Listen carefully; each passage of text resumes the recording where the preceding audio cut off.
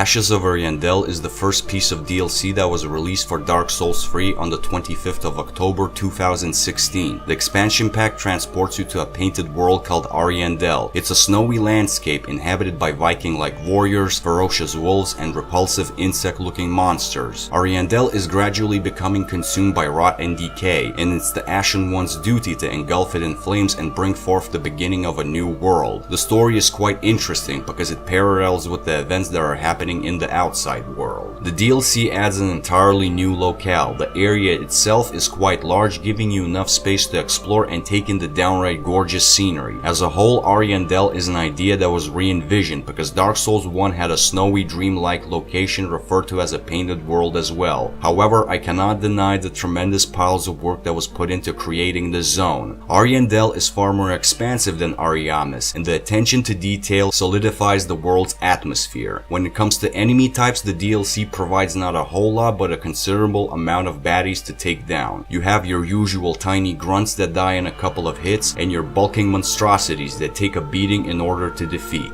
Ariandel has all sorts of items scattered throughout the world for you to pick up, primarily weapons, armor, and spells. Although the number of gear you obtain is quite minimal, the expansion only features 2 new boss fights, Champions Gravetender, Great Wolf, and Sister Frida, and even then the difference between them is night and day. The Gravetender one is very underwhelming and forgettable due to it being thematically tiring and lacking in challenge. On a more positive note, Sister Frida is absolutely ridiculous in terms of both aesthetics and difficulty. This battle is without a doubt the strongest part of the DLC. Another flaw that's prevalent is that there are no computer-controlled phantom invasions, something that's present throughout the entirety of the series, so it feels like a missed opportunity. When it comes to playtime, you're given at around 2 to 3 hours of supplementary content. Ashes of Ariandel, the same as the Ring City, provides a dedicated PvP arena, which you can gain access to after killing the Gravetender. I do appreciate the convenience of such a feature. You can play against random opponents or your friends. The matchmaking is relatively quick, so long as there are people playing. As nice as this game mode is, I also believe it should have been part of the base game. All in all, the DLC is good. It's definitely above average, but unfortunately it doesn't justify the €15 price tag, mostly because of its length and bare bone amount of content.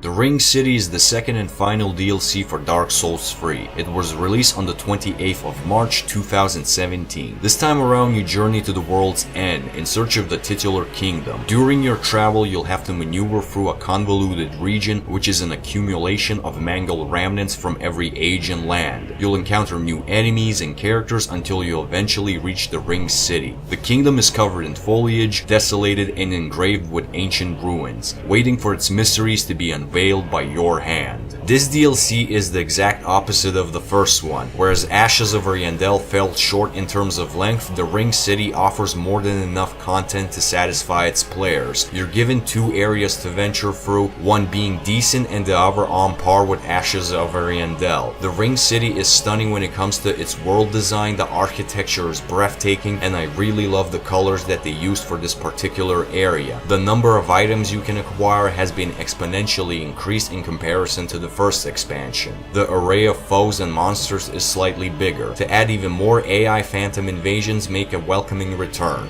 The DLC includes 3 boss battles in total. The intense fire-induced fight against the Ravenous Demon Prince, the bone-chilling confrontation with one of the descendants of Archdragon's Dark Eater Meteor, and last but not least, the epic finale against the aberration of Slave Knight Gale. All of these encounters are of high quality because of their proposed challenges and visual presentation. Technically there's a 4th boss battle, although it serves more as a Covenant-based PvP-like game mode. In concept, it's quite refreshing to see such an idea to be implemented. Sadly, the outcome leaves a lot to be desired, because most of the time as a Spear of the Church you get destroyed by people who bring a company of phantoms with themselves. And as a lone player who's trying to get past this gauntlet just to be able to finish the game, you have to brawl with a phantom who's joined with a computer-managed shuriken-throwing assassin, so it doesn't seem balanced. And I'd argue that the integration of a mandatory PvP element to the single player is a bit unnecessary, even if there is the option to turn the game to offline mode, which excludes you from dealing with the hassle. In summary, other than that little nitpick, the Ring City is a fantastic expansion. You get additional 5 to 6 hours of gameplay to the main experience, which is unquestionably worth the 15 euros it's currently going for.